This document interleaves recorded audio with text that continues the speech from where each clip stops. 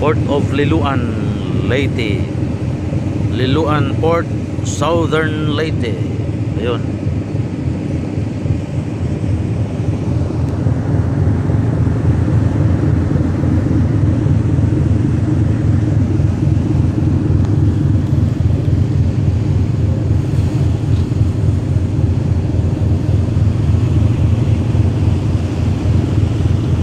Thank you Lord, linaw ang dagat.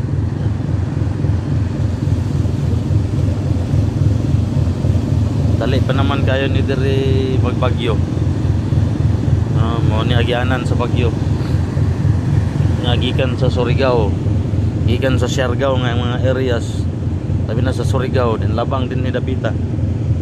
But then as of this very moment, thank you Lord for the nice condition of our weather, for the good weather condition. Thank you.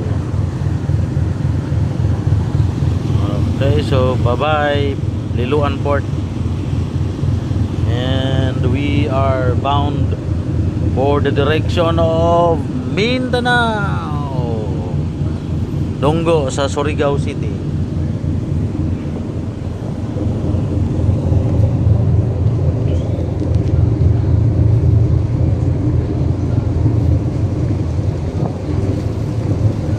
Siya part of Leyte. Layo pa man ng Liloan, ng Mindanao. Hindi pa maklaro.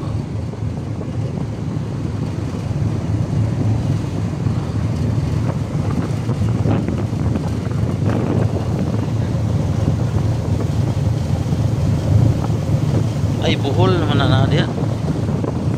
Bohol na siya, Bohol. Kana, Bohol na siya. Bohol at bang sa Leyte. Oh, Bohol na siya. Oh. Putol na dia. Putol na dia, dagat na dia. Mas connection. Din hi kaning part. Mao ni tumoy sa Leyte. Layo kita gibiyahe ka kanina.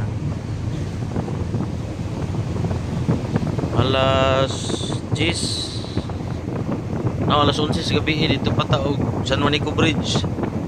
Kaya transfer pa ang gikan sa Samar, di pa man pagian og dagkong bus o bugat ng mga cargo ang San Juanico Bridge kay under construction. I-repair pa daw, sugdan na to. Dayon ang bus company taman ra og Samar. Doon na po'y bus company ay sa kabas nga sakyan mo gikan og Tacloban City, tumoy dito sa San Juanico Bridge. Part of Leyte na siya. Gikuha ra og gihakot ra og van ang amo ang mga bagahe ug kami pod gihakot pod mi gikan sa Samar, end of the San Juanico Bridge sa Samar nga part, gihakot mi sa van hasta amo mga butang ibalik-balikan, idala na pod mi sa Pikas Tumoy sa San Juanico Bridge nga part na sa Leyte. Dito gahulat ang isa ka bus na pod. Parehar pon sa company sa bus nga gikan og Parañaque taman og Samar. Dayon ang katong bus pod nga ning sundo na mo gahatod pod sila pasayro nga padulong sa Manila. Gikan sila og Davao padulong sa Manila, pero putol man, so balhin-balhin lang. Nagbaylo lang sila mga pasahero. Kibali ang gisakyan sa gikan sa Davao padung sa Leyte. Mao na po ang mong sakyan gikan sa Leyte padulong sa Mindanao. O drop ra mo og Butuan. Dahil nga mga pasahero po atong mga bus, mao po'y mupuli na magsakay sa gisakyan mo sa Parañaque, gikan, Taman o Samar. Ano po ito mo dala nila gikag Samar padong o Parañaque.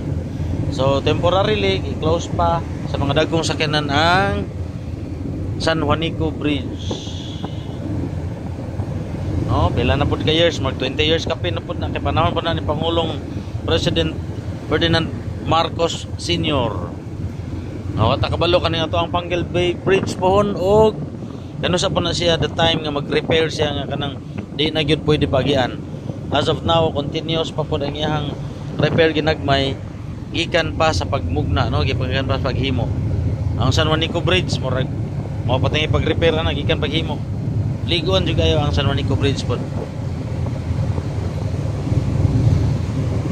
So padulong ta dito sa Mindanao na. Okay, so much for that, ladies and gentlemen. A good weather and a happy day Thursday karon no. Wednesday pa. Happy day kanatong tanan. Nalimot na sa adlaw kay taud-taud nang wa kalantaw kalendaryo. Thank you very much.